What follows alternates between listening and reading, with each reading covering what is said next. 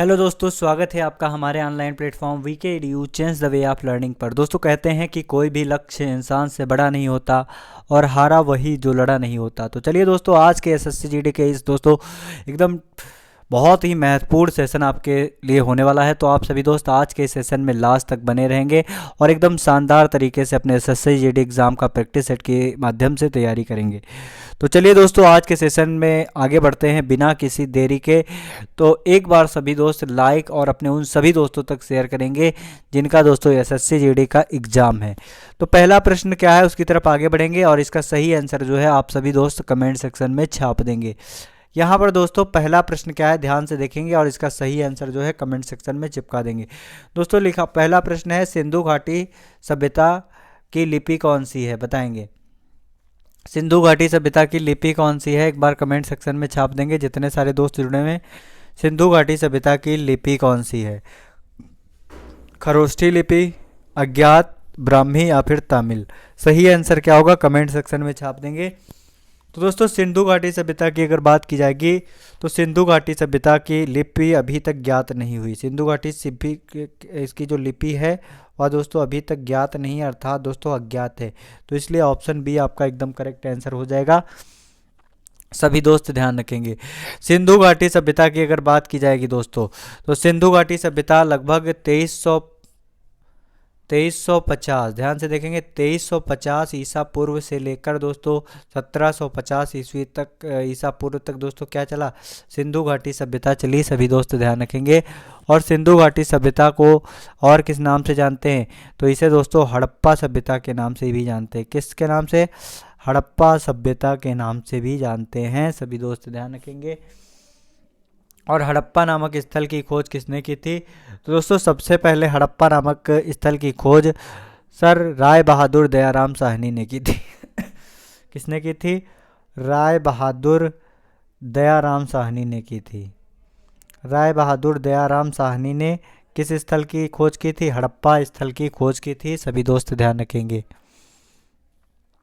दोस्तों अगर आपसे पूछा जाता है यहाँ पर इसका अज्ञात आंसर हो जाएगा। अगर आपसे पूछा जाता है सिंधु घाटी सभ्यता का सबसे उत्तरी स्थल कौन सा है तो सभी दोस्त ध्यान रखेंगे, सिंधु घाटी सभ्यता का सबसे उत्तरी स्थल है जिसका नाम है दोस्तों मांडा। और मांडा आपका कहाँ पर पड़ता है? जम्मू कश्मीर में। अगर दोस्तों आपसे पूछा जाता है सिंधु घाटी सभ्यता का सबसे दक्षिणी स्थल कौन सा है तो सभी दोस्त ध्यान रखेंगे, दक्षिणी स्थल है दाइमाबाद। कौन सा है? दाइमाबाद है दोस्तों। और दाइमाबाद ये आपका कहाँ पर पड़ता है तो महाराष्ट्र में पड़ता है दाइमाबाद। अगर दोस्तों आपसे पूछा जाता है सिंधु घाटी सभ्यता का सबसे पूर्वी स्थल कौन सा है तो कमेंट सेक्शन में छाप देंगे। तो दोस्तों सिंधु घाटी सभ्यता के पूरब में कौन सा स्थल है? आलमगीरपुर।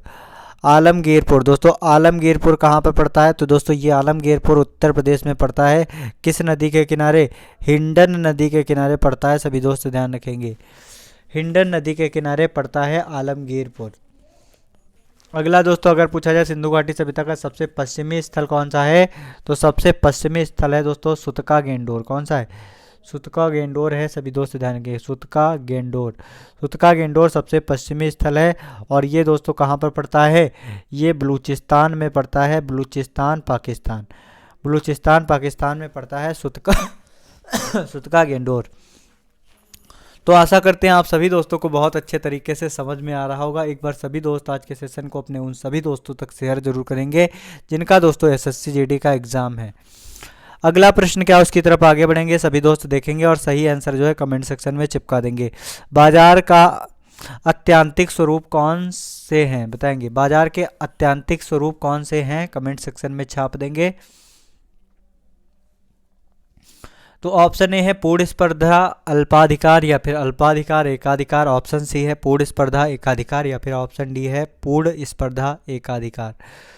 सही आंसर क्या होगा एक बार सभी दोस्त कमेंट सेक्शन में छाप देंगे जितने सारे दोस्त जुड़े हुए हैं। तो इसके लिए सही आंसर क्या होने वाला है कमेंट सेक्शन में छाप देंगे। तो दोस्तों अगर आपसे पूछा जाता है बाजार के आत्यांतिक स्वरूप कौन से हैं तो दोस्तों बाजार के दो आत्यांतिक स्वरूप हैं, पूर्ण स्पर्धा और एकाधिकार। कौन से? पूर्ण स्पर्धा और दोस्तों क्या? एकाधिकार। एकाधिकार को दोस्तों क्या कहते हैं? मोनोपॉली। क्या कहते हैं? मोनोपॉली कहते हैं। सभी दोस्त ध्यान रखेंगे। चलिए अगला प्रश्न क्या उसकी तरफ आगे बढ़ेंगे। दोस्तों अगला प्रश्न है मनुष्य एक सामाजिक प्राणी है, यह कथन किसका है? कमेंट सेक्शन में छाप देंगे जितने सारे दोस्त जुड़े हैं। तो मनुष्य एक सामाजिक प्राणी है, मनुष्य एक सामाजिक प्राणी है दोस्तों, यह कथन किसका है? अरस्तु का, रूसो का, या फिर लास्की का, या फिर प्लेटो का? तो दोस्तों मनुष्य एक सामाजिक प्राणी है, यह किसने कहा था दोस्तों? यह दोस्तों अरस्तु ने कहा था। और अरस्तु की दोस्तों एक पुस्तक थी, ठीक है, इसका नाम क्या था जिसमें इन्होंने यह कहा था? तो अरस्तु के एक पुस्तक थी जिसका नाम था पॉलिटिक्स। क्या नाम था? पॉलिटिक्स। तो अरस्तु ने अपनी पुस्तक पॉलिटिक्स में क्या कहा है? मनुष्य एक सामाजिक प्राणी है। सभी दोस्त ध्यान रखेंगे। चलिए अगला प्रश्न क्या है उसकी तरफ आगे बढ़ेंगे। जितने सारे दोस्त जुड़े हैं आज के सेशन को लाइक और साथ ही साथ में शेयर जरूर करेंगे। अगला प्रश्न है, वे वस्तुएं जो उपयोग अथवा निवेश के लिए निर्धारित हैं क्या कहलाती हैं? तो कमेंट सेक्शन में छाप देंगे, वे वस्तुएं जो उपयोग अथवा निवेश के लिए निर्धारित हैं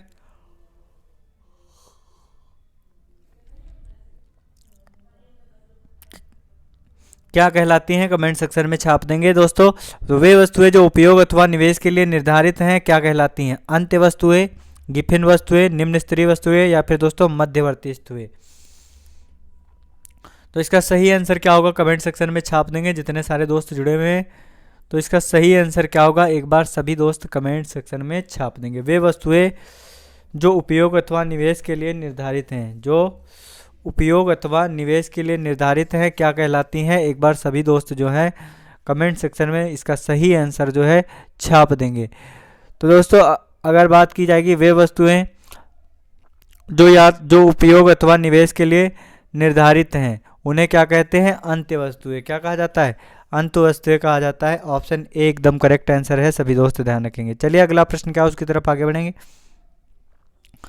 जल संवर्धन पौधों के कर्षण की एक विधि है जिसमें निम्न में से किसका प्रयोग नहीं किया जाता है? जल संवर्धन पौधों की कर्षण विधि है जिसमें निम्न में से किसका प्रयोग नहीं किया जाता है? कमेंट सेक्शन में छाप देंगे जितने सारे दोस्त जुड़े हुए हैं।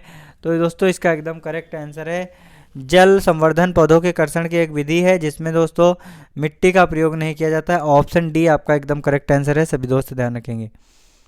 अगला जो प्रश्न है उसकी तरफ आगे बढ़ेंगे। वह मिट्टी जो वर्षा के कारण गहन निच्छालन की ओर प्रवृत्त है उसे क्या कहते हैं? कमेंट सेक्शन में छाप देंगे।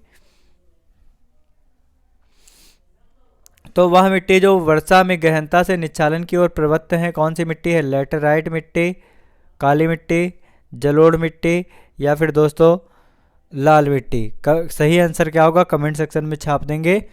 तो दोस्तों इसका एकदम करेक्ट आंसर है, जो वर्षा के कारण गहन निच्छालन की ओर प्रवृत्त है उससे दोस्तों क्या कहते हैं? लैटेराइट मिट्टी। सभी दोस्त ध्यान रखेंगे। निच्छालन किसे कहते हैं? कमेंट सेक्शन में छाप देंगे। दोस्तों निच्छालन किसे कहते हैं एक बार सभी दोस्त बताएंगे।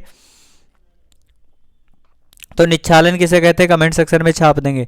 तो मृदा में रिसते हुए पानी, जो मृदा के अंदर पानी पहुंचता है दोस्तों, जो बारिश का पानी या फिर मृदा के ऊपर जो पानी होता है वो रिस कर कहाँ जाता है? रिस कर दोस्तों नीचे चला जाता है। रिस कर कहाँ चला जाता है? नीचे जाता है। और उसके साथ ही साथ में जो भूमि के पोषक तत्व होते हैं, भूमि के पोषक पदार्थ, तो जो उसके साथ में भूमि के निक्षालन यहाँ पे हम लोग देख रहे हैं, इसका एकदम करेक्ट लैटेराइट। तो जब निक्षालन की क्रिया होती है तो भूमि के क्या होता है? भूमि के ऊपर वर्षा का जल कहाँ चला जाता है? भूमि के ऊपर वर्षा का जल रिसते हुए नीचे चला जाता है। रिसते हुए नीचे जाता है और साथ ही में क्या होता है? साथ ही में जो पोषक पदार्थ होते हैं वो भी रिस कर नीचे चला जाते हैं। पोषक पदार्थ भी रिस कर नीचे चले जाते हैं और यह क्रिया दोस्तों क्या कहलाती है? निच्छालन कहलाती है। सभी दोस्त ध्यान रखेंगे। चलिए अगला प्रश्न क्या है उसकी तरफ आगे बढ़ेंगे। सभी दोस्त ध्यान से देखेंगे और सही आंसर जो है कमेंट सेक्शन में बताएंगे। अगला प्रश्न क्या है ध्यान से देखेंगे दोस्तों। अगला प्रश्न है, फ्रांस में आतंक के शासन के दौरान निम्नलिखित में से किसने महत्वपूर्ण भूमिका निभाई थी?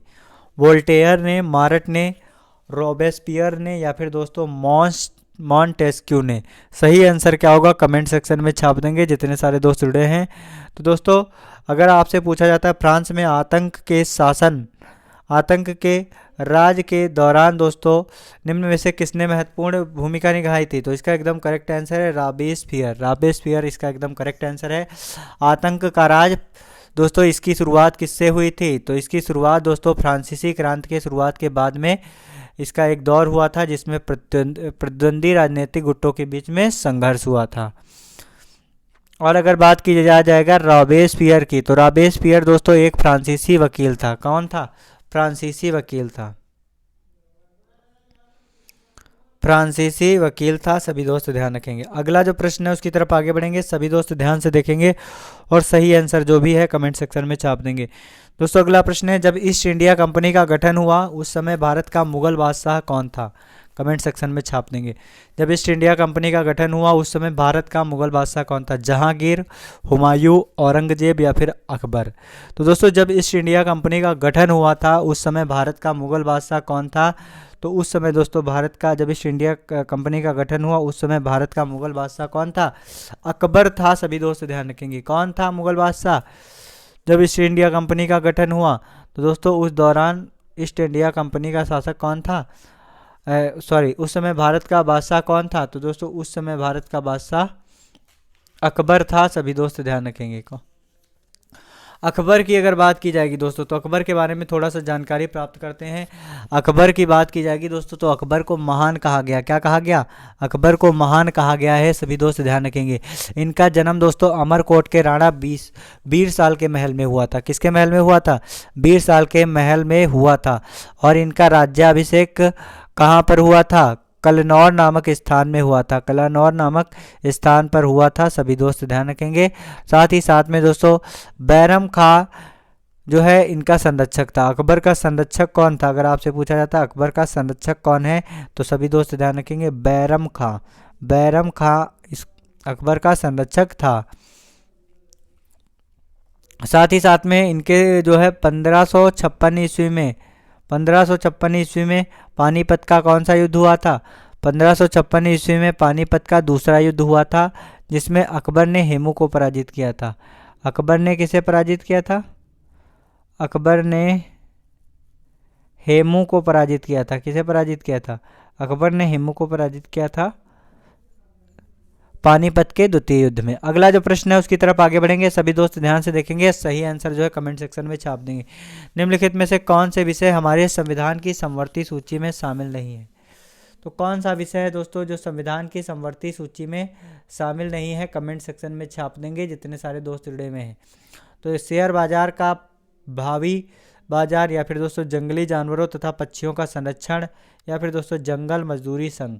सही आंसर क्या होगा एक बार सभी दोस्त कमेंट सेक्शन में छाप देंगे। इसका सही आंसर क्या होने वाला है? तो एक बार जितने सारे दोस्त जुड़े हुए हैं सभी दोस्त लाइक शेयर जरूर करेंगे। तो यहाँ पर दोस्तों इनमें से कौन समवर्ती सूची में शामिल नहीं है? तो समवर्ती सूची में दोस्तों शेयर बाजार तथा भावी बाजार इसमें दोस्तों इस सूची में शामिल नहीं है। अगला जो प्रश्न है उसकी तरफ आगे बढ़ेंगे। अगला प्रश्न है दोस्तों सेंटीग्रेड और फ़ारेनहाइट के तापमान किस अंश पर एक समान होते हैं? बताएंगे।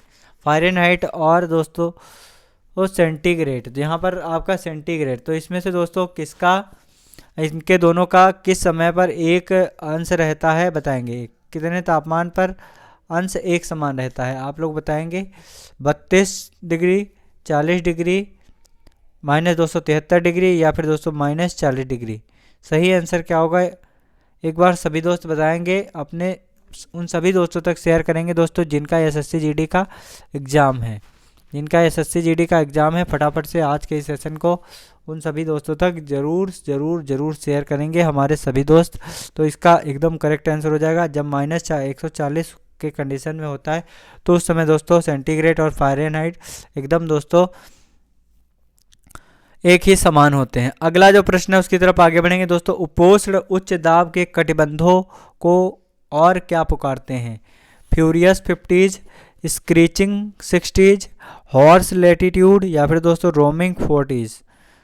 तो सही आंसर क्या होगा एक बार कमेंट सेक्शन में छाप देंगे दोस्तों। तो उपोष्ण उच्च, यहाँ पर ध्यान से देखेंगे, उपोष्ण उच्च की बात की जा रही है। तो उपोष्ण उच्च दाब के कटिबंधों को और क्या पुकारते हैं? तो उपोष्ण उच्च दाब के कटिबंधों को क्या पुकारते हैं, कमेंट सेक्शन में छाप देंगे जितने सारे दोस्त जुड़े हुए हैं। उपोष्ण उच्च कटिबंधों को क्या पुकारते हैं?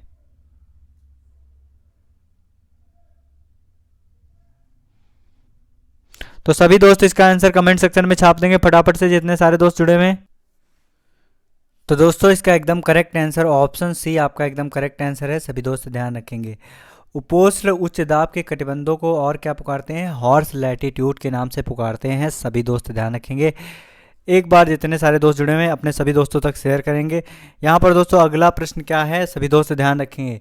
तो दोस्तों ये बहुत ही इंपॉर्टेंट प्रश्न है, पुरानी और नष्ट प्राय लाल रक्त कणिकाएं कहीं नष्ट हो जाती हैं। तो दोस्तों पुरानी और नष्ट प्राय लाल रक्त कणिकाएं दोस्तों कहाँ पर नष्ट होती हैं, कमेंट सेक्शन में छाप देंगे जितने सारे दोस्त जुड़े हुए हैं। यकृत में, आमाशय में, या फिर दोस्तों प्लीहा में। सही आंसर क्या होगा एक बार सभी दोस्त कमेंट सेक्शन में छाप देंगे फटाफट से दोस्तों। ये दोस्तों बहुत ही इंपॉर्टेंट प्रश्न है, तो इसका सही आंसर क्या होगा एक बार सभी दोस्त कमेंट सेक्शन में छाप देंगे। तो दोस्तों लाल रक्त कणिकाएं, तो दोस्तों लाल रक्त कणिकाओं को दोस्तों आरबीसी के नाम से जानते हैं। तो आरबीसी का दोस्तों कब्रिस्तान किसे कहा जाता है, ये मैंने आपको दोस्तों पिछले कई सेशंस में मैंने आपको बताया है। तो इसका सही आंसर क्या होगा कमेंट सेक्शन में छाप देंगे। तो आरबीसी की जो पुरानी और नष्ट प्राय लाल रक्त कणिकाएं कहीं नष्ट हो जाती, कहाँ पर नष्ट होती हैं? प्लीहा में नष्ट होती हैं। यहाँ पर दोस्तों आरबीसी के बारे में हम लोग देखने वाले हैं। आरबीसी दोस्तों जिन्हें क्या कहते हैं? लाल रक्त कणिकाएं, आरबीसी दोस्तों। आरबीसी की अगर बात की जाएगी तो आरबीसी का आकार कैसा होता है? अंडाकार। कैसी कोशिकाएं होती हैं दोस्तों? अंडाकार होती हैं, सभी दोस्त ध्यान रखेंगे।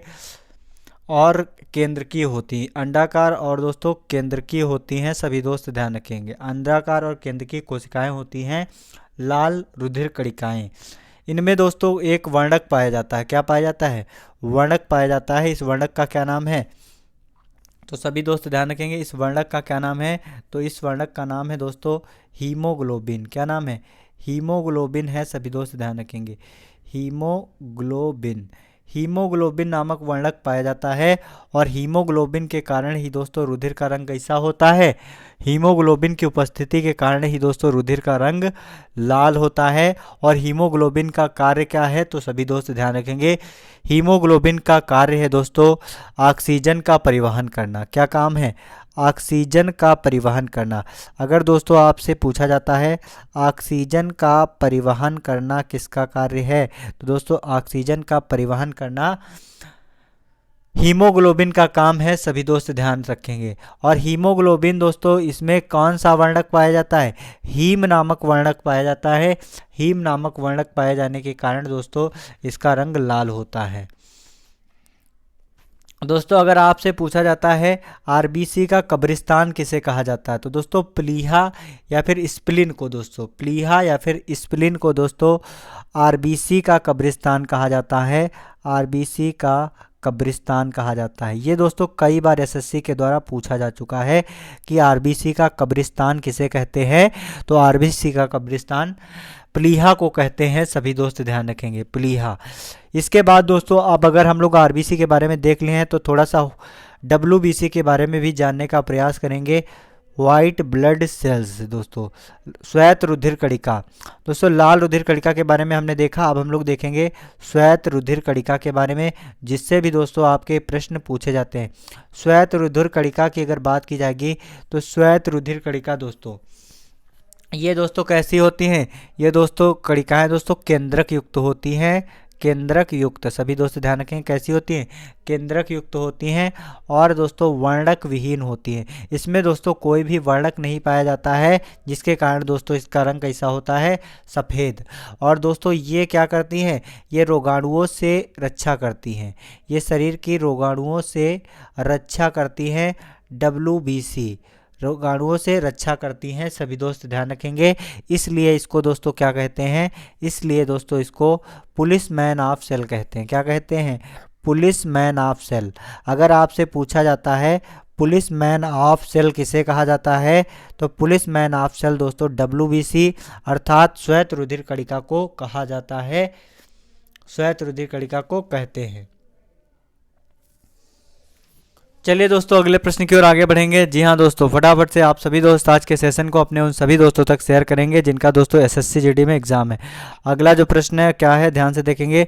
वनस्पति जगत में गैर हरित विषम पोषित पौधे कौन से होते हैं? तो कमेंट सेक्शन में छाप देंगे, वनस्पति जगत में गैर हरित और विषम पोषित पौधे कौन से होते हैं, कमेंट सेक्शन में छाप देंगे। तो वनस्पति जगत में आपसे पूछा गया गैर हरित और दोस्तों विषम पोषित पौधे कौन से होते हैं? मॉसेस, फर्न, एल्गी या फिर दोस्तों फंजाई। तो दोस्तों इसका एकदम करेक्ट आंसर है वनस्पति जगत में गैर हरित। दोस्तों गैर हरित मतलब जो कि हरे नहीं होते हैं और साथ ही साथ में विषम पोषित होते हैं, वो कौन है? फंजाई। दोस्तों फंजाई को हम लोग और किस नाम से जानते हैं? कवक के नाम से जानते हैं। सभी दोस्त ध्यान रखेंगे, किस नाम से जानते हैं? कवक के नाम से जानते हैं। और कवक दोस्तों कौन होते हैं? फंगस वे होते हैं जो अपना भोजन दोस्तों सड़े गले पदार्थों या फिर मृत कार्बनिक पदार्थों से प्राप्त करते हैं। किसे कवक कहते हैं दोस्तों? जो अपना भोजन सड़े गले पदार्थों या फिर मृतक कार्बनिक पदार्थों से प्राप्त करते हैं। सड़े गले पदार्थों या फिर दोस्तों मृतक कार्बनिक पदार्थों से प्राप्त करते हैं, उन्हें दोस्तों क्या कहते हैं? उन्हें फंजाई कहते हैं। पदार्थों से प्राप्त करते हैं उन्हें दोस्तों क्या कहते हैं? फंजाई कहते हैं। तो दोस्तों जो अपना भोजन सड़े गले पदार्थों तथा मृतक कार्बनिक पदार्थ से प्राप्त करते हैं उन्हें क्या कहते हैं? फफूंद या फिर दोस्तों कवक कहा जाता है। सभी दोस्त ध्यान रखेंगे। और ये दोस्तों इसमें क्लोरोफिल नहीं पाया जाता। अगर आपसे पूछा जाता है क्लोरोफिल, तो इसमें आपका क्लोरोफिल नहीं पाया जाता है। सभी दोस्त ध्यान रखेंगे, फंजाई में दोस्तों क्लोरोफिल नहीं पाया जाता है। क्लोरोफिल दोस्तों ये दोस्तों कैसे होते हैं? क्लोरोफिल नहीं होता है, इसके कारण दोस्तों ये फंजाई कैसे होते हैं? गैर हरित होते हैं। ये दोस्तों हरे रंग के नहीं होते हैं। सभी दोस्त ध्यान रखेंगे। चलिए अगला प्रश्न क्या है उसकी तरफ आगे बढ़ेंगे। जितने सारे दोस्त जुड़े हुए हैं एक बार सभी दोस्त लाइक और शेयर जरूर करेंगे। अगला दोस्तों है, निम्नलिखित में से कौन सा दिवस अक्टूबर माह में नहीं मनाया जाता है? कमेंट सेक्शन में छाप देंगे। जितने सारे दोस्त जुड़े हुए हैं एक बार फटाफट से इसका सही आंसर जो है कमेंट सेक्शन में बताएंगे। निम्नलिखित में से कौन सा दिवस जो है अक्टूबर माह में नहीं मनाया जाता है? तो भारतीय वायुसेना दिवस, संयुक्त राष्ट्र संघ दिवस या फिर दोस्तों विश्व पर्यावरण दिवस या फिर दोस्तों ऑप्शन डी है अंतर्राष्ट्रीय अहिंसा दिवस। अंतर्राष्ट्रीय अहिंसा दिवस। सही आंसर क्या होगा एक बार सभी दोस्त कमेंट सेक्शन में छाप देंगे। तो सभी दोस्त ये बहुत ही आपके लिए एकदम दोस्तों आसान प्रश्न है, तो इसका सही आंसर जो है आप लोग फटाफट से कमेंट सेक्शन में छाप देंगे। कौन सा दिवस दोस्तों बताएंगे, कौन सा दिवस अक्टूबर माह में नहीं मनाया जाता? तो इसका आंसर जो है फटाफट से आप सभी दोस्त कमेंट सेक्शन में छाप देंगे। जितने सारे दोस्त जुड़े हुए हैं तो इसका सही आंसर क्या होने वाला है एक बार सभी दोस्त इसका सही आंसर कमेंट सेक्शन में छाप दें। तो अगर दोस्तों आपसे पूछा जाता है कौन सा दिवस अक्टूबर माह में नहीं मनाया जाता है, तो आप सभी दोस्तों को पता है विश्व पर्यावरण दिवस कितनी डेट में मनाया जाता है? तो एक बार कमेंट सेक्शन में छाप देंगे। जितने सारे दोस्त जुड़े हुए विश्व पर्यावरण दिवस कब मनाया जाता है? तो सभी दोस्तों को पता होना चाहिए विश्व पर्यावरण दिवस। विश्व पर्यावरण दिवस कब मनाया जाता है? विश्व पर्यावरण दिवस दोस्तों 5 जून को मनाया जाता है। तो यही आपका दोस्तों एकदम करेक्ट आंसर है। सभी दोस्त ध्यान रखेंगे, 5 जून को कौन सा दिवस मनाया जाता है? 5 जून को दोस्तों विश्व पर्यावरण दिवस मनाया जाता है। इसमें दोस्तों एक ऑप्शन है अंतर्राष्ट्रीय अहिंसा दिवस। तो एक बार कमेंट सेक्शन में छाप देंगे अंतर्राष्ट्रीय अहिंसा दिवस कब मनाया जाता है, बताएंगे सभी दोस्त। अंतर्राष्ट्रीय अहिंसा दिवस कब मनाया जाता है कमेंट सेक्शन में छाप देंगे। तो दोस्तों अंतर्राष्ट्रीय अहिंसा दिवस अगर आपसे पूछा जाता है तो अंतर्राष्ट्रीय अहिंसा दिवस दोस्तों 2 अक्टूबर को मनाया जाता है। कब मनाया जाता है? 2 अक्टूबर को अंतर्राष्ट्रीय अहिंसा दिवस मनाया जाता है। सभी दोस्त ध्यान रखेंगे क्योंकि गांधी जी एक अहिंसावादी व्यक्ति थे और जिनके जन्म दिवस पर दोस्तों क्या मनाया जाता है? अहिंसा दिवस। क्या मनाया जाता है? अहिंसा दिवस। अहिंसा दिवस मनाया जाता है। अगला दोस्तों, अगर आपसे पूछा जाता है संयुक्त राष्ट्र संघ दिवस कब मनाया जाता है, तो दोस्तों इसकी संयुक्त राष्ट्र संघ दिवस कब मनाया जाता है कमेंट सेक्शन में छाप देंगे। तो संयुक्त राष्ट्र संघ दिवस दोस्तों 24 अक्टूबर को मनाया जाता है। सभी दोस्त ध्यान रखेंगे, 24 अक्टूबर को क्या मनाया जाता है, संयुक्त राष्ट्र संघ दिवस। भारतीय वायुसेना दिवस कमेंट सेक्शन में छाप देंगे दोस्तों, भारतीय वायुसेना दिवस कब मनाया जाता है। जितने सारे दोस्त जुड़े हुए हैं एक बार कमेंट सेक्शन में छाप देंगे, भारतीय वायुसेना दिवस कब मनाया जाता है, तो 8 अक्टूबर को मनाया जाता है। कब मनाया जाता है, 8 अक्टूबर को वायुसेना दिवस मनाया जाता है। सभी दोस्त ध्यान रखेंगे। तो यहाँ पर दोस्तों मैंने आपको अक्टूबर के महत्वपूर्ण दिवस कौन कौन से हैं। 8 अक्टूबर को दोस्तों कौन सा दिवस मनाया जाता है, वायुसेना दिवस। 24 अक्टूबर को संयुक्त राष्ट्र संघ दिवस। 5 जून को दोस्तों विश्व पर्यावरण दिवस। 2 अक्टूबर को अंतर्राष्ट्रीय अहिंसा दिवस। तो यहाँ पर दोस्तों कौन सा अक्टूबर माह में नहीं मनाया जाता है, तो विश्व पर्यावरण दिवस। दोस्तों अक्टूबर माह के जो कुछ महत्वपूर्ण दिवस है, इनको दोस्तों जो बच्चे हैं उनको देखने का प्रयास करते हैं, जो महत्वपूर्ण है, कहीं ना कहीं आपके एग्जाम के लिए इंपॉर्टेंट है। अगर दोस्तों 2 अक्टूबर की बात की जाएगी तो गांधी जयंती। गांधी जयंती कब मनाया जाता है, 2 अक्टूबर को। दोस्तों ये सारे जो बता रहे हैं ये अक्टूबर माह में मनाए जाने वाले दिवस हैं, ध्यान रखेंगे। गांधी जयंती। अगला दोस्तों अगर आपसे पूछा जाता है 5 अक्टूबर को, 5 अक्टूबर को दोस्तों मनाया जाता है विश्व शिक्षक दिवस। क्या मनाया जाता है, विश्व शिक्षक दिवस कब मनाया जाता है, 5 अक्टूबर को। अगर भारत में शिक्षक दिवस पूछा जाए कब मनाया जाता है, तो 5 सितंबर को मनाया जाता है। भारत में दोस्तों शिक्षक दिवस कब मनाया जाता है, तो सभी दोस्त ध्यान रखेंगे, राष्ट्रीय शिक्षक दिवस 5 सितंबर को मनाया जाता है। 8 अक्टूबर को दोस्तों कौन सा दिवस मनाया जाता है, भारतीय वायुसेना दिवस। कौन सा मनाया जाता है, भारतीय वायुसेना दिवस। भारतीय वायुसेना दिवस दोस्तों 8 अक्टूबर को मनाया जाता है। अगला दोस्तों अगर आपसे पूछा जाता है डाक दिवस कब मनाया जाता है, तो सभी दोस्त ध्यान रखेंगे, विश्व डाक दिवस। विश्व डाक दिवस 9 अक्टूबर को मनाया जाता है। साथ ही साथ में दोस्तों 11 अक्टूबर को अंतर्राष्ट्रीय बालिका दिवस। 11 को दोस्तों मनाया जाता है अंतर्राष्ट्रीय बालिका दिवस। अंतर्राष्ट्रीय बालिका दिवस मनाया जाता है। सभी दोस्त ध्यान रखेंगे, अंतर्राष्ट्रीय बालिका दिवस 11 अक्टूबर को मनाया जाता है।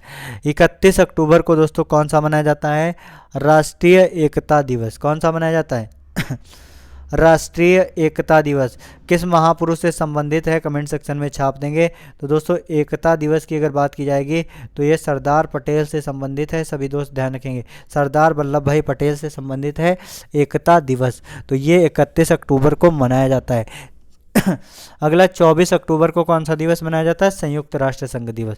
तो दोस्तों ये अक्टूबर माह के कुछ प्रमुख दिवस हैं जिन्हें आप सभी दोस्त अच्छे तरीके से तैयार करेंगे और अपने एग्जाम में दोस्तों बेस्ट स्कोर करके आएंगे। तो चलिए अगला प्रश्न क्या है उसकी तरफ आगे बढ़ेंगे। जी हाँ दोस्तों ध्यान से देखेंगे और सही आंसर जो है आप लोग कमेंट सेक्शन में छाप देंगे। दोस्तों यहाँ पर बताया गया, पूछा गया है निम्नलिखित में से कौन सा जोड़ा सही है। तो कौन सा जोड़ा सही है आपको कमेंट सेक्शन में बताना है। जितने सारे दोस्त जुड़े हुए हैं एक बार इसका सही आंसर जो है कमेंट सेक्शन में छाप देंगे।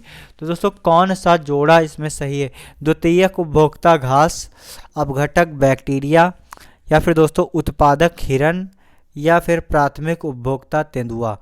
तो दोस्तों यहाँ पर थोड़ा सा समझने का प्रयास करेंगे, समझने का प्रयास करेंगे। तो यहाँ पर दोस्तों द्वितीयक उपभोक्ता की बात की जाएगी तो द्वितीयक उपभोक्ता घास नहीं है। घास दोस्तों प्राथमिक उपभोक्ता है, क्योंकि घास दोस्तों प्रकृति के द्वारा प्राप्त होती है। जो प्राकृतिक के द्वारा जो प्राप्त होने वाला होता है स्रोत, उसे दोस्तों क्या कहा जाता है, प्राथमिक या प्राथमिक उपभोक्ता कहा जाता है। अगला दोस्तों अपघटक बैक्टीरिया। तो दोस्तों ये आपका सही है। किसी भी जो है पदार्थ को डिकम्पोज होने के लिए या फिर अपघटित होने के लिए दोस्तों किसकी ज़रूरत होती है, सूक्ष्म जीव की ज़रूरत होती है। और इसमें दोस्तों सूक्ष्म जीव क्या करते हैं, सूक्ष्म जीव दोस्तों जो है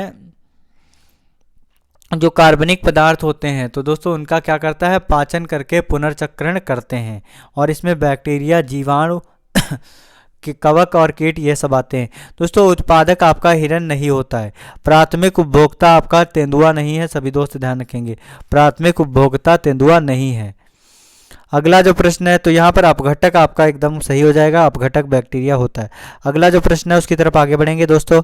नींबू के नींबू के रस में पीएच का अनुमान कितना होता है बताएंगे।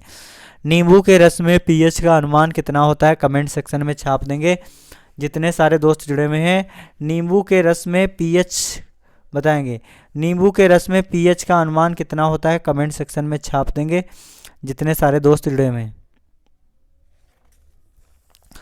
तो नींबू के रस में अगर आपसे दोस्तों पूछा जाता है तो कितना होता है, 7 के बराबर, पूर्वानुमान संभव नहीं, या फिर दोस्तों 7 से कम, या फिर 7 से अधिक।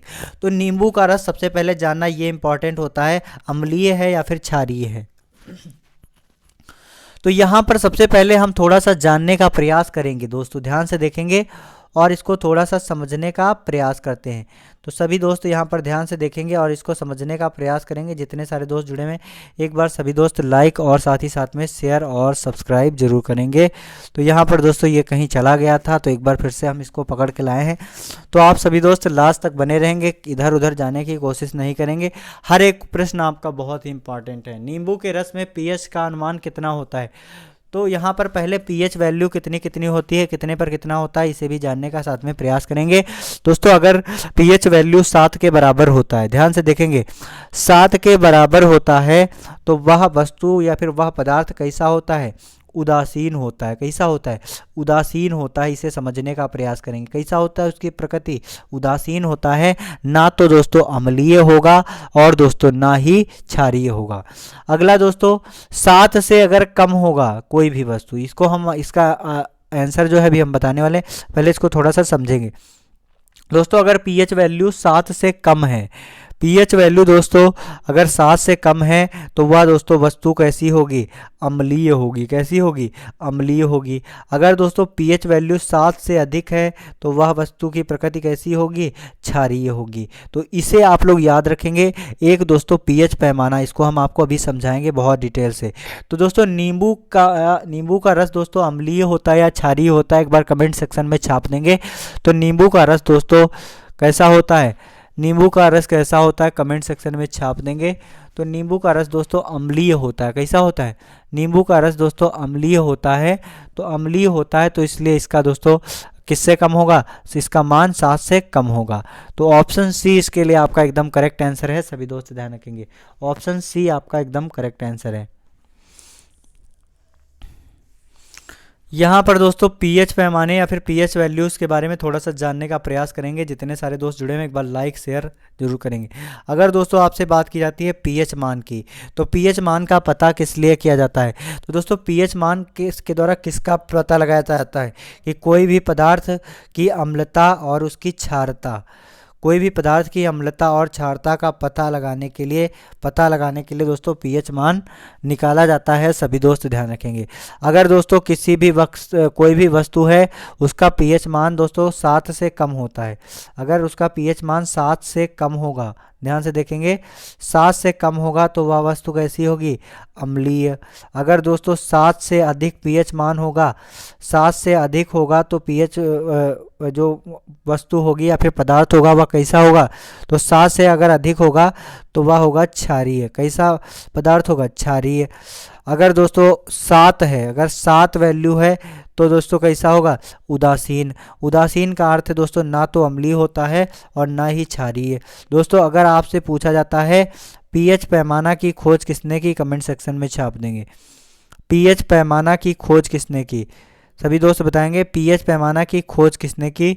तो पीएच पैमाने की खोज की अगर बात करेंगे तो पीएच पैमाने की खोज सोरेनसन ने की। किसने की, सोरेनसन ने पीएच पैमाने की खोज की थी। सभी दोस्त ध्यान रखेंगे। अगला दोस्तों कुछ प्रमुख पीएच वैल्यूज हैं जिसे हम लोगों के लिए बहुत ही इंपॉर्टेंट है, कई बार आपके एग्जाम में पूछा जा चुका है। जैसे दोस्तों आपके एग्जाम में पूछा गया है रक्त की पीएच वैल्यू कितनी होती है, कमेंट सेक्शन में छाप देंगे। जितने सारे दोस्त जुड़े हुए हैं एक बार कमेंट सेक्शन में छाप देंगे दोस्तों रक्त का पीएच मान कितना होता है। सभी दोस्त बताएंगे रक्त का पीएच मान कितना होता है। तो रक्त का पीएच कितना होता है, रक्त का पीएच होता है दोस्तों 7.4। 7.4 का मतलब दोस्तों रक्त कैसा होता है, हल्का क्षारीय। कैसा होता है, हल्का क्षारीय होता है। सभी दोस्त ध्यान रखेंगे। लार जो दोस्तों मुंह के अंदर जो लार पाई जाती है इसका पीएच वैल्यू कितना होता है, तो लार का दोस्तों पीएच वैल्यू भी 7.4 होता है। इसका मतलब हल्का क्षारीय। हल्का क्षारीय। लार भी दोस्तों हल्का क्षारीय होती है, सभी दोस्त ध्यान रखेंगे। अगला आपसे पूछा जाता है आंसू का पीएच वैल्यू कितना होता है। आंसू के पीएच वैल्यू की बात की जाएगी तो लार दोस्तों यहाँ पर आपका आंसू की पीएच वैल्यू कितनी होती है। आंसू की पीएच वैल्यू भी दोस्तों 7.4 होती है, सभी दोस्त ध्यान रखेंगे। ये भी दोस्तों हल्का क्षारीय होता है। अगला दोस्तों जो आमाशय रस होता है, ध्यान रखेंगे। आमाशय रस जो आमाशय रस होता है दोस्तों, उसका पीएच वैल्यू कितना होता है तो 1.0 से दोस्तों 3.0 तक होता है। अर्थात दोस्तों ये आपका कैसा होता है, अम्लीय होता है, ध्यान रखेंगे। अगला दोस्तों अगर बात की जाएगी मनुष्य का यूरिन दोस्तों, यूरिन का पीएच वैल्यू कितना होता है तो यूरिन का पीएच मान दोस्तों 4.8 से 8 यहाँ पर 8.4 के मध्य होता है। और अगर बात की जाएगी दोस्तों दूध, तो गाय का जो दूध होता है वो भी दोस्तों हल्का अम्लीय होता है, क्योंकि इसकी पीएच वैल्यू 6.6 होती है, और जबकि दोस्तों उदासीन होने के लिए 7 होना चाहिए। तो इसे दोस्तों हल्का अम्लीय कह सकते हैं। क्या कह सकते हैं, हल्का अम्लीय। तो चलिए दोस्तों, आशा करते हैं आप सभी दोस्तों को पीएच के बारे में बहुत अच्छे तरीके से समझ में आ गया होगा। तो चलिए अगले प्रश्न की ओर आगे बढ़ेंगे, ध्यान से देखेंगे और सही आंसर जो है कमेंट सेक्शन में चिपका देंगे। यहाँ पर दोस्तों आपसे पूछा गया कैबुल लामजाओ जो कि विश्व का अकेला तैरता हुआ राष्ट्रीय उद्यान है, कहाँ पर है, कमेंट सेक्शन में छाप देंगे। कैबुल लामजाओ दोस्तों यह राष्ट्रीय उद्यान कहाँ पर है, कमेंट सेक्शन में छाप देंगे जितने सारे दोस्त जुड़े हुए। कैबुल लामजाओ राष्ट्रीय उद्यान, तो कैबुल लामजाओ राष्ट्रीय उद्यान कहाँ पर है, एक बार सभी दोस्त बताएंगे। मणिपुर में है, मिजोरम में है, असम में है, या फिर दोस्तों मेघालय में है। तो सभी दोस्त बताएंगे कैबुल लामजाओ राष्ट्रीय उद्यान कहाँ पर है। तो कैबुल लामजाओ राष्ट्रीय उद्यान की अगर बात की जाएगी तो ये कहाँ पर है दोस्तों, मणिपुर में आपका पड़ता है कैबुल लामजाओ राष्ट्रीय उद्यान। कहाँ पर पड़ता है, मणिपुर में पड़ता है दोस्तों कैबुल लामजाओ राष्ट्रीय उद्यान, सभी दोस्त ध्यान रखेंगे। और यह लोकटक झील का हिस्सा है। किसका हिस्सा है, लोकटक झील का हिस्सा है, सभी दोस्त ध्यान रखेंगे। मणिपुर में ही दोस्तों कौन सी झील पड़ती है, लोकटक झील, और लोकटक झील का हिस्सा क्या है, कैबुल लामजाओ पार्क है, सभी दोस्त ध्यान रखेंगे। चलिए दोस्तों अगले प्रश्न की ओर आगे बढ़ेंगे। अगला प्रश्न क्या है, ध्यान से देखेंगे। अगला दोस्तों प्रश्न है निम्नलिखित में से नोबेल पुरस्कार विजेताओं में से किसको शांति का नोबेल पुरस्कार नहीं मिला था। तो दोस्तों इसमें से किसको शांति का नोबेल पुरस्कार नहीं मिला है आपको बताना है। Sir Winston Churchill, Woodrow Wilson, Linus C Pauling, या फिर ऑप्शन डी है नॉर्मन अर्नेस्ट बोरलॉग। तो इसमें दोस्तों कौन सा व्यक्ति है जिसे दोस्तों शांति का नोबेल पुरस्कार नहीं मिला था। तो इसमें से कौन सा व्यक्ति है दोस्तों जिसे शांति का नोबेल पुरस्कार नहीं मिला। तो इसका दोस्तों एकदम करेक्ट आंसर क्या है, सभी दोस्त कमेंट सेक्शन में छाप देंगे। तो निम्नलिखित में से कौन सा व्यक्ति है जिसे दोस्तों शांति का नोबेल पुरस्कार नहीं मिला। तो इसका एकदम करेक्ट आंसर है sir Winston Churchill. Option A आपका एकदम करेक्ट आंसर है, सभी दोस्त ध्यान रखेंगे। सर विस्टर्न चर्चिल को दोस्तों शांति का नोबेल पुरस्कार नहीं मिला। अगला जो प्रश्न है उसकी तरफ आगे बढ़ेंगे। नॉर्मन बोरलॉग दोस्तों ये कौन है, ये दोस्तों हरित क्रांति के जनक है, ध्यान रखेंगे। हरित क्रांति के जनक कौन है, हरित क्रांति के जनक है नॉर्मन बोरलॉग, सभी दोस्त ध्यान रखेंगे। अगला जो प्रश्न है उसकी तरफ आगे बढ़ेंगे दोस्तों, ध्यान से देखेंगे। निम्नलिखित में से कौन सा मुख्यालय और संगठन गलत ढंग से मिलाया हुआ है, कमेंट सेक्शन में छाप देंगे। तो दोस्तों निम्नलिखित में से कौन सा संगठन और मुख्यालय गलत ढंग से मिलाया हुआ है, सभी दोस्त इसका एकदम करेक्ट आंसर जो है कमेंट सेक्शन में छाप देंगे।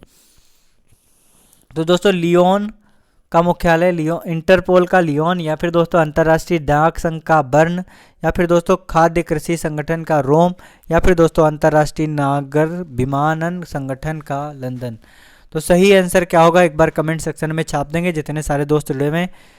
तो इसका एकदम करेक्ट आंसर क्या है, कौन सा मुख्यालय उसके संगठन से गलत ढंग से मिलाया हुआ है, उसके संगठन से गलत ढंग से मिलाया हुआ है। तो दोस्तों इसका एकदम करेक्ट आंसर है अंतर्राष्ट्रीय नागर विमानन संगठन। ये दोस्तों गलत है, ये गलत मिलाया हुआ है क्योंकि दोस्तों इसका मुख्यालय लंदन में नहीं है, इसका मुख्यालय लंदन में नहीं है, सभी दोस्त ध्यान रखेंगे। इसका मुख्यालय कहाँ पर है दोस्तों? तो कनाडा में इसका मुख्यालय है, कनाडा के मॉन्ट्रियल में, कनाडा के मॉन्ट्रियल में इसका मुख्यालय है। सभी दोस्त ध्यान रखेंगे। अंतर्राष्ट्रीय नागर विमानन संगठन इंटरपोल का लियोन में है, अंतर्राष्ट्रीय डॉक संघ का बर्न में है, खाद्य तथा कृषि संगठन का रोम में है, अंतर्राष्ट्रीय नागर विमानन संगठन का कहाँ पर है? कनाडा में है। अब यहाँ पर 20 नंबर देखेंगे दोस्तों, अगला प्रश्न है यहाँ पर पर्णपाती वृक्ष। तो दोस्तों पर्णपाती वृक्ष की प्रकृति के बारे में बताया गया है कि अपनी पत्तियां हर वर्ष गिराएंगे, या फिर ऑप्शन बी है अपनी पत्तियां नहीं गिराएंगे, या फिर दोस्तों ऑप्शन सी है अपने खाद्य को संश्लेषण करेंगे, या फिर दोस्तों ऑप्शन डी है अपने खाद्य के लिए दूसरों पर निर्भर रहेंगे। सही आंसर क्या होगा एक बार सभी दोस्त कमेंट सेक्शन में छाप देंगे। तो दोस्तों पर्णपाती वृक्ष की बात की जा रही है, तो पर्णपाती वृक्ष दोस्तों इसमें से कौन सा दोस्तों फॉलो करेंगे कमेंट सेक्शन में छाप देंगे। तो इसका एकदम करेक्ट आंसर है जो दोस्तों पर्णपाती वृक्ष होते हैं वो दोस्तों हर वर्ष अपनी पत्तियां क्या करते हैं? हर वर्ष अपनी पत्तियां जो हैं गिराते हैं। तो ऑप्शन ए आपका एकदम करेक्ट आंसर है। सभी दोस्त ध्यान रखेंगे, हर वर्ष किसी मौसम में अपनी पत्तियों को खो देते हैं। इसमें दोस्तों सहतूत, अनार, आंवला ये सब दोस्तों इसमें पाए जाते हैं। और दोस्तों जो गैर पतझड़ी वृक्ष होते हैं जिन पर दोस्तों साल भर दोस्तों पत्ते बने रहते हैं उन्हें दोस्तों सदाबहार वृक्ष भी कहते हैं। चलिए दोस्तों आज का सेशन हमारा यहीं तक है। आप सभी दोस्त लास्ट तक बने रहें उसके लिए बहुत बहुत धन्यवाद। दोस्तों कहते हैं कि जब आंखों में अरमान लिया, जब आंखों में अरमान लिया, मंजिल को अपना मान लिया, मुश्किल क्या आसान क्या, मुश्किल क्या आसान क्या, जब ठान लिया तो ठान लिया। बहुत बहुत धन्यवाद दोस्तों। तो सभी दोस्त आज के सेशन में बने रहे उसके लिए बहुत बहुत धन्यवाद। तो फटाफट से आप सभी दोस्त आज के सेशन को लाइक, शेयर और साथ ही साथ में अपने उन सभी दोस्तों तक शेयर करेंगे दोस्तों जिनका एसएससी जीडी का एग्ज़ाम है।